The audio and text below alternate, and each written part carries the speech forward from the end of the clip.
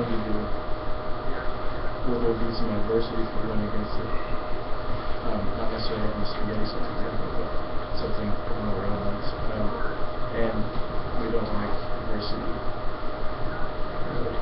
We don't like to have different ideas. Well, some people don't like to have different ideas, or like be against what is normal, or like perceived that way. So we kind of just do, because I mean, we've all been in situations where we know what the right thing is to do, or we know what we should do, but then we're just like, I'll just do that, or I'll just get that, or I'll just say that, you know. Especially when you're among your peers, or people who you think are, have important things to do. Well, I thought it was interesting about how people don't always actually want authenticity, and it kind of reminded me of Beethoven and how like his later symphonies and music, it was all really dissonant, and people thought he was going insane, you know, because it was all really just abstract and dissonant. And you know, it doesn't sound like pleasing, but what he did in dissonance made the framework for like modern music. And a lot of any music we have today sounds more, there's more, you know, this environment to the music now. They created kind of the pioneering dissonance. But when you listen to it, you don't want to listen to it, like it's not that fun to listen to. Like what you want is the new formed version of that dissonance that he pioneered, and it sounds great that people want to work on it. That's what they say about a little bit. What might be saying about jazz. You know, if the music just keeps going where you expect it to, you're going to get bored. But if it goes too far from what you expected, you're going to get that line. What is the thing that's swing? You can get away with anything as long as it's still swing. Yeah. Well, something like that. Yeah, it's interesting. You can relate it back to the limbic brain thing too, because like you don't actually anticipate things in the songs, and you guys have a good balance in between. But like, if the song goes where like you didn't feel it should go, but like you feel it's like that's where it had to go, then you can't really explain it. That's Hey, when we're talking in our class, let's be sure we're talking to the whole class. Like, you know, and I can make you talk to me sort of without meaning to, because I'm wanting to hear. And I was looking and I can see people who aren't expecting him to be talking to them, right? And I can see other people who are. So I want everybody to, you know, if somebody is talking, let's make sure they're talking to me too. Okay? Who's talking? I want everybody feeling like, hey, I'm part of this. Is that okay? I don't want just talking to me. But just to make a quick connection, what's the deal with, what did he say the deal is with coffee?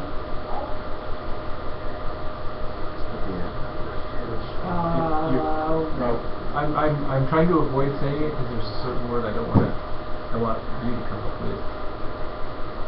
Maybe the first part about coffee. What's he say about it? people always want a dark, rich, hearty roast. People what? They say they want what? a dark, rich, hearty roast. What do they really want? Milky,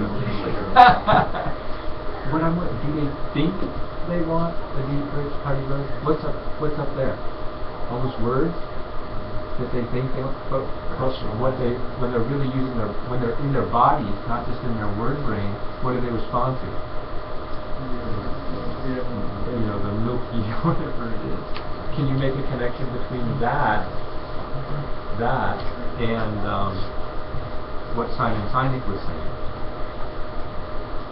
If you ask people what they want, their word brain kicks in and they say, oh God, I want a rich, dark, hearty roast. But experientially, that's not what they want. You know, I can talk with Miss Moulton a little bit about, I'd like to start doing some writing about real experiential education. we've been asked to identify what it is about immersion that works, because that's really a special thing about our school, and infuse it into our classes. And honestly, I think I've always tried to do that. But it can be a little bit challenging because a lot of people are content with sort of word-brain education. And it's going to lead them to think that they want a dark, rich, hardy voice.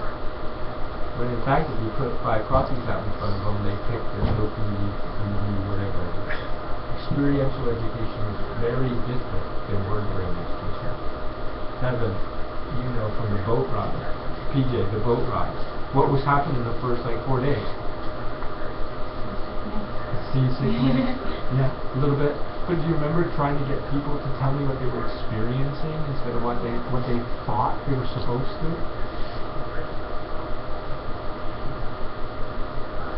You tell me what you're experiencing and not what you think you're experiencing. Does that make any sense? Yeah. Okay, what else do people think about this? What do you think? I don't know, it's just interesting because, I look at a grocery store, so I see people buying so many different products, and it kind of amazes me how many different products there are. I've never looked at spaghetti sauce before, but just this mass variety of things. This is just an example of people want what they want and not just what people think they should want. I think there's another one about when people have all those choices, it doesn't make them happy. Because if they make the choice as soon as they leave, I'm not sure I have this right, they wonder if they should have taken the other one. And it makes them unhappy. You ever done that? You pick anyone you want, you get the one you want, and then you're miserable because you wonder if you should have taken the other one. Yeah, I'm not sure. My mom does that with coffee. She gets the little Starbucks frappuccino thing, and I came home with some for her, and then she got upset that I got the wrong one, and there were 15 different options. There was a light version, and an extra light version. Yeah.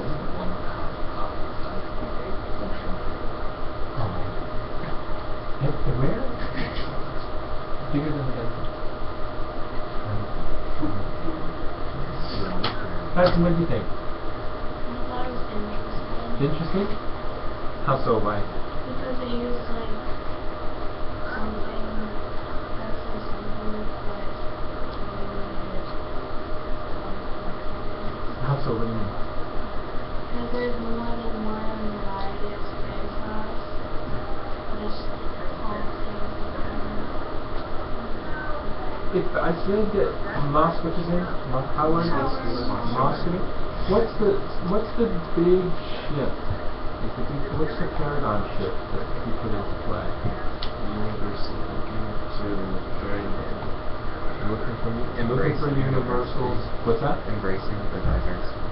Yeah, stop looking for the one size fits all, right? Oh, Jesus. I went to a conference this summer that was fantastic.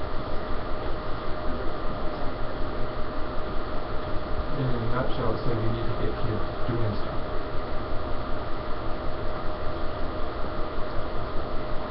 But I felt like, to a certain extent, it was presented as this is the answer. And I just thought, it's an answer. It's something that we should do sometime. Or certainly sometime. Do you know what I mean? But so often in education we're looking for the one, this is the answer. And maybe we need to sort of identify it. And maybe we just need to realize we can't do everything at once.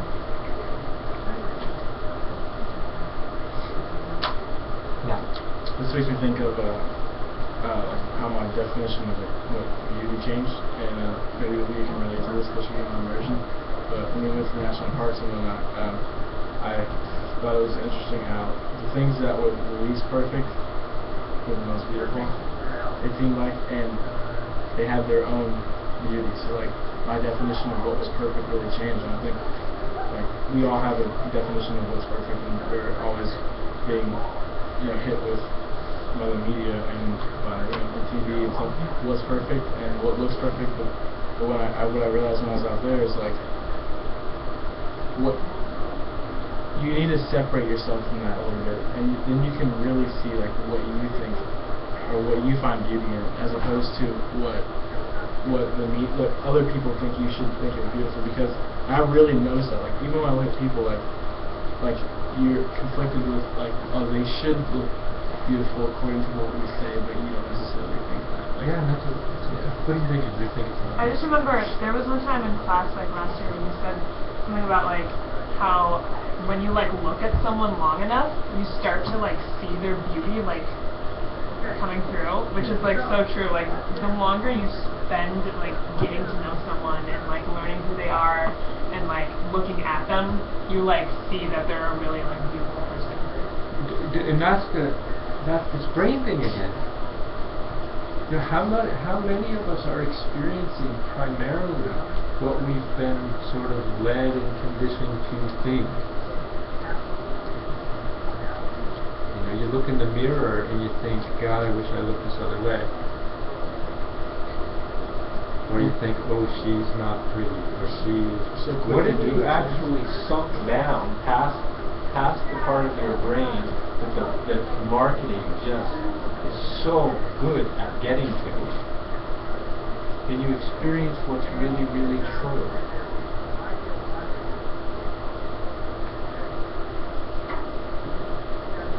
And how would you do that? And that's what we were working on in the boat. You get out of your head, down into your body, and tell me what you're experiencing. Tell yourself what you're experiencing. Don't even tell anybody, just experience it. I think that's radically different than what we do most of the time. It's hard to do. I don't know if it's hard to do or if it's just unusual. Has anybody had the one where you knew in your body that something was just fine? You heard that it was wrong or bad or something, and you knew that there was something wrong with that. Yes? Yeah, I've seen a little tiny grin on that face. Does that make you feeling that too? You've had that one? You ever had the other one where something was supposed to be cool and okay? You know, in your word brain and in your body, you knew that, you didn't know, no, not right now. Yeah? Boy, you know, listen. This thing, this, it's not very deeply rooted, often. Okay, and that's why they say great writers are the people who keep the word or the thing behind the word. This is something spoke from somebody a division head told me, and that was really profound for me. You know, when the words become abstractions that aren't really connected to anything real, it's just passing weather. It's just, they won't move anybody. My guess is a lot of the 10 people are people who listen to what they knew at a deep level.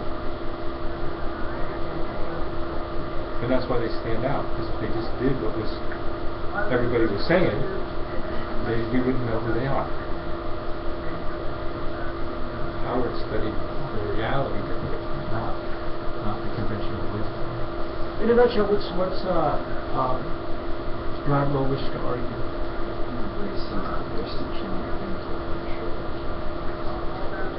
Okay.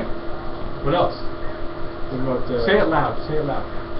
Embracing the diversity of human beings will punish our way to human happiness. Interesting. I went on Zarnoda's immersion, the marine ecology immersion. It literally, I don't mean this as a cliche, it blew my mind. It blew my mind. I knew that the ethics that I had been brought up on were out of line with real ecology. And it took me a while to put Humpty Dumpty back together again. But I knew my ethics were out of alignment with what's true in the natural world. It messed with me bad. And I had to find something that didn't have that flavor to it.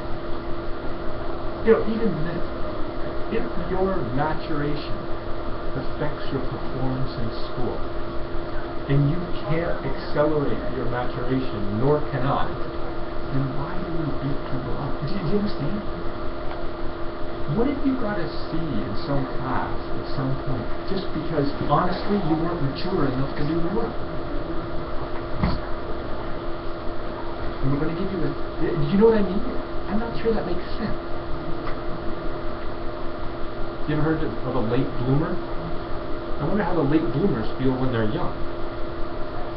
And they're wondering why. Do you know what I mean? Anyway. Okay, here's what see if this sounds like a plan.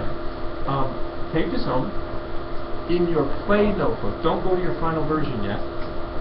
Answer the questions. Okay? Then we'll talk about that. First thing, try to click through them pretty quick. What's the key concept? No. I would say that's a main idea, maybe a key point, maybe an argument. That might be an argument. Everything exists on the same plane. There's no key concept. One word. Give me a word. Horizontal segmentation would be a key term. Remember how you kind of put that sub-question in the key concept? What key? I think that one. Horizontal segmentation. What else? Definitely. What is it? Like this. Huge concept. Huge key concept. Because what is everybody looking for? Do we go at 50? Is that the deal? I don't know when we're done. When did we start? 35. Classes are 65 minutes. You know when we start? Classes. Hey, get out! So just work in your play notebook. We'll refine when we get in here the next time I see you. And then we'll do another TED Talk. Great work, you guys. And what a nice thing this morning, huh?